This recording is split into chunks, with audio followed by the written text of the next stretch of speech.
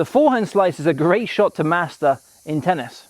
It's a shot that many players neglect. They never actually work on this forehand slice, and that's a real shame because it allows you to defend on those wider balls.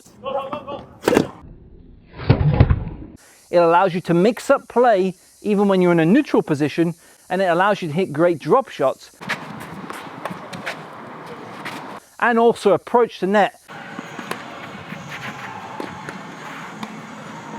And in this lesson, I'm going to show you how to hit the perfect forehand slice in 3 simple steps. So the first step is all about the grip. The grip we use to hit that forehand slice will be the continental grip. This is the same grip that we serve with, the same grip that we volley with, and the same grip that we hit our backhand slice with. This is because it allows us to have the strings a little bit open at the point of contact, which produces that underspin. Now, when I'm defending with a really wide forehand slice, I may use an actual Eastern backhand grip, which allows me to catch the ball very late and still get the ball in play.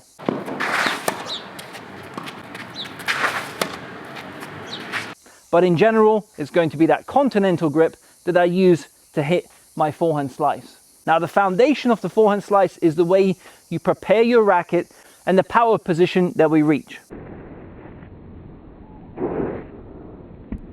Ideally, we want to have the tip of the racket pointing up to the sky like so. I want to have this L shape in my racket and in my hand, and I want to make sure that my racket is now cutting down the back of the ball so that I'm able to produce that aggressive, low bouncing slice. If I start down here and I guide that slice, it may work, but it's more of a push and it becomes much easier for the opponent to attack me with. And from this position, I want this side of my racket to lead the way towards that point of contact. It should look as if I'm going to hit the ball with the frame as I'm coming towards that ball. So by having this side of the racket lead, it also opens up the strings, as we can see here. The last thing we want to do on a forehand slice is have our strings like this, because then it's just a normal drive forehand, and that's a very different shot. So we want to have the racket opening as we make contact. So I'm making contact in front of my body, and my strings start to open towards the sky. The more underspin I want, the more slice I want on that ball, the more I should open my strings. So when I'm really going for that aggressive underspin shot, my strings will actually open up to the sky just after the point of contact. And this is what allows me to then produce that crazy side spin along with that slice. Now, the finish will depend on where I'm aiming that shot. If I'm going cross court, I'll follow the path of the ball for a split second. And if I'm going down the line, I'll follow the path of the ball for that split second. So it depends also on the height. If the ball is slightly higher, I'll have to chop down more, so the finish will be slightly lower. So it'll be that high to low swing. If the ball is medium height, it can be either a high to medium finish or a high to low swing. And if I'm hitting a low slice, I want to then have that low to high swing so that I'm able to lift it over the net, or a low to medium finish. Now with each one, I want my strings opening up as I make contact, unless it's a really high ball and I'm simply cutting down to produce that underspin. Now when I'm defending and the ball is very wide, I also can do a wrist snap, which is basically, I'm holding my Eastern backhand grip, I'm hitting the ball much further behind me than I normally would, but I'm in trouble here and I'm trying to do whatever I can to stay in the point.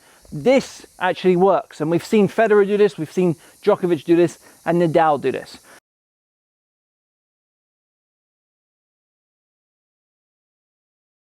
So hitting the ball behind you with this Eastern backhand grip and snapping the wrist as we make contact, it becomes almost like a squash shot.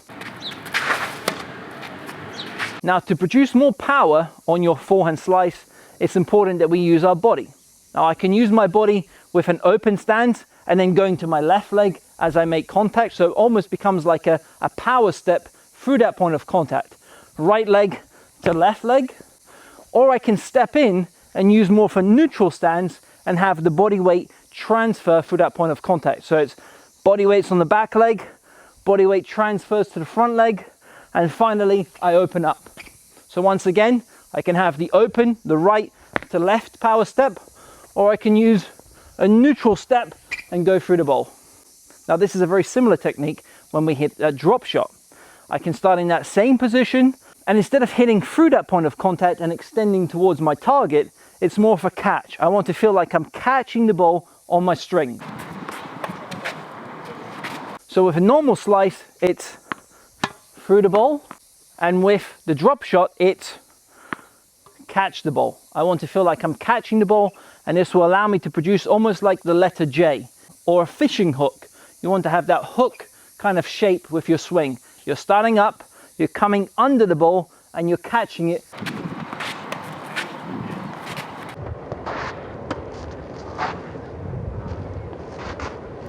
Now, if I wanted to catch this ball on my strings, I wouldn't have a swing after the actual point of contact. I would simply stop. And that's the same feeling I want to have on that drop shot. I'm absorbing the pace of the ball, and I'm redirecting it very gently using soft hands. The soft hands is key for that racket manipulation. So work on both that aggressive slice where you're hitting through the ball, and work on hitting that drop shot. Both are very effective if you use them at the right time. As you can see, I'm cutting under the ball, I'm hitting from high to low, and this produces that aggressive underspin on this slice forehand.